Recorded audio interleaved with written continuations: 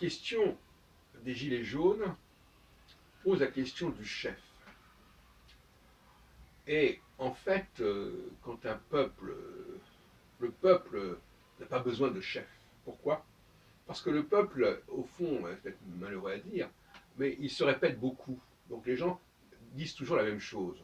Donc finalement, quand il y en a un qui dit quelque chose, ça vaut pour tout le monde, puisqu'ils sont sur une espèce de consensus. Bon. Alors que dès qu'on est dans l'élite, dans la recherche, alors là, il y a une très grande diversité. Le monde de l'élite est un monde extrêmement individualiste, beaucoup plus que le monde d'en bas, contrairement à ce qu'on peut dire, parce que les gens d'en bas vont insister sur leur individualité, mais ils y insistent d'autant plus que ce n'est pas du tout ce qui se passe.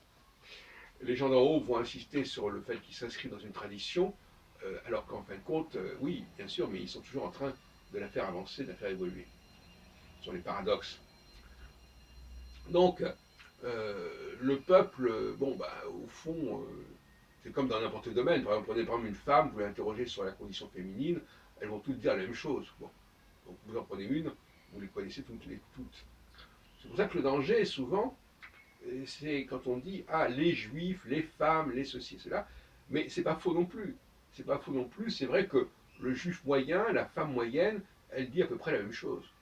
Les gens disent se répètent incroyablement. Alors que dès qu'on est dans une catégorie supérieure, on n'en est plus là. Mais en même temps, on est déconcerté parce qu'il y a une diversité d'opinions. Même sur Nostradamus, par exemple, tout le monde n'est pas d'accord, même après tous les travaux qui ont été publiés depuis une trentaine d'années. Donc, à ce moment-là, il faut un chef, effectivement. Il faut un chef parce que, justement, parce qu'il y a une très grande diversité, il faut quand même qu'il y ait quand même quelque chose, à un moment donné, quelqu'un qui parle au nom d'un ensemble. Mais pour les gens d'en bas, ce n'est pas nécessaire. Bon, ben voilà une complexité, je sais qu'on en parle beaucoup, le leadership des Gilets jaunes. Mais en réalité, je vois les choses comme ça. Euh, le chef, c'est pour mettre d'accord des gens qui ne sont pas d'accord. Et donc, l'élite, dans l'élite, les gens ont des pensées personnelles, individuelles, et ils font chacun leur propre recherche, et donc il est normal qu'ils ne soient pas d'accord. Mais ce n'est pas une raison, parce qu'ils ne sont pas d'accord, pour dire ah ben non, laissons parler le peuple. Il faut qu'effectivement, en haut aussi, on se trouve une unité. Et cette unité n'est pas obtenue de la même manière en haut qu'en bas.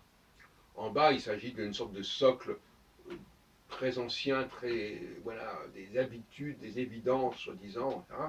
Alors qu'en haut, il s'agit de recherche, et la recherche, par définition, elle est en mouvement, elle est dans la diversité, et par conséquent, l'idée d'unité n'est pas flagrante, vous comprenez bien.